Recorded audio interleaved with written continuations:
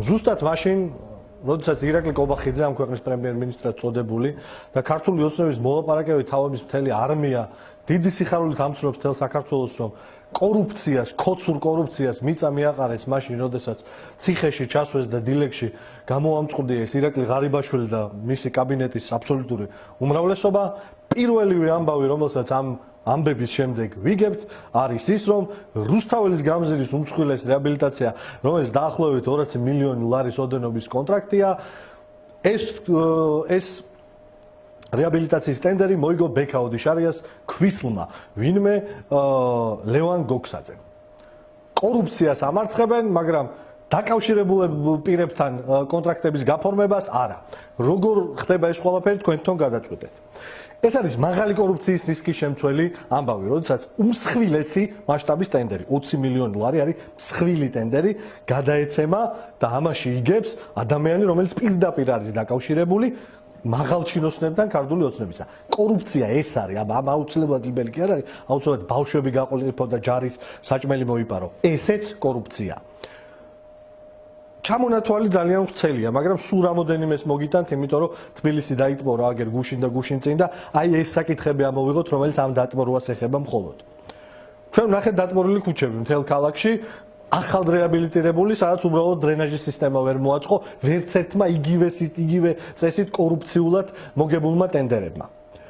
დანგრეული ათობით სკოლა და ათასობით ამ სკოლების მოსწავლეები მეხუთე და მეექვსე წლაში დადიან სხვა სკოლებში და ეს სკოლები არ შენდება. ამ სკოლების აშენებაზე ადამიანების წინააღმდეგ სისხლის სამართლის საქმეებია აღძრული, იმიტომ რომ აქაც კორუფციული წესით გაცემული იყო ტენდერები. ყველას გვახსოვს კარგად 2023 წელს ჩამონგრეული სამტრედია გრიგოლეთის გზის მონაკვეთი, რომელიც თქვენ თვითონ გამოიცანით, ჯერ კიდევ არ დამთავრებულა, იმიტომ რომ მეშვიდე თუ მერვე კომპანია ოპერირებს ახლა იქ და ვერაფერს ვერ აკეთებს. გაგახსენებთ აგრეთვე ვარკეთილის მეტროს ჩამონგრეულ ჭერს, რომელიც იმაზე დიდი ხანი აკეთდება, ვიდრე სიქსტის კაპელა შენდებოდა, იხატებოდა. ახლად რეაბილიტირებული აულაბრის მეტროში 2 დღეა კოკისპირულად წვიმს.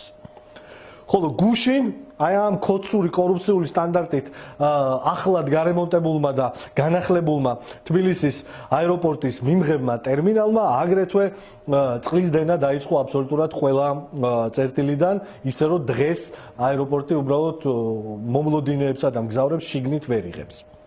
აი ამ კორუფციული სქემების ავტორი და ის ხალხი, ვინც ამას აგრძელებს, ღარიბაშვილს კი არ მიაბარა, აგრძელებს ეხა ვინმე გოქსაძეცი და სხვა მათთან დაპირისპირებულ მათთან დაკავშირებულ პირებზე გაცემული ტენდერებით, აი ეს ხალხი გვეუბნება, რომ მათ ისინი მოახერხებენ და 3 წელიწადში ააშენებენ ისეთ რთულ კონსტრუქციას, როგორც არის ანაკლიის პორტი, მეგობრებო.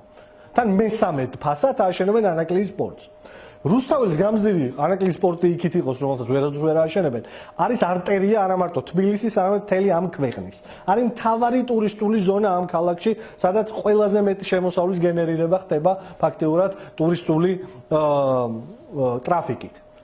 ამ ქუჩაზე რეაბილიტაცია მიანდო აი ასეთი სქემებით ადამიანებს, რომლებიც გაურკვეველი ვადით, დღესაც არ ვიცით როგორ რა ვითარებაში დაამთავრებენ ამ რეაბილიტაციას, არის კოლაფსი, როგორც სატრანსპორტო, ისე სოციალური, ისე ტურისტული და ზოგადად კიდევ ერთი მაგალითი, რომ ვიტრინულად ქალაქის ცენტრალურ გამზირზეც ქოცური კორუფციის გამო, რა თქმა უნდა, თვეები და თვეები გაიწელება წინასწარ რაღაცა ვადებში დაგეგმილი რეაბილიტაცია. ამიტომ მეგობრებო, არც კორუფცია არ წასულა, არც ქოცური მომრიგებლობა არ წასულა. ერთადერთი საწყალი ღარიბაშვილი, ლილუაშვილი და ძმანი მისნი ზიან ციხეში, როგორც სადემონსტრაციო დასჯილი ხალხი. მადლობა.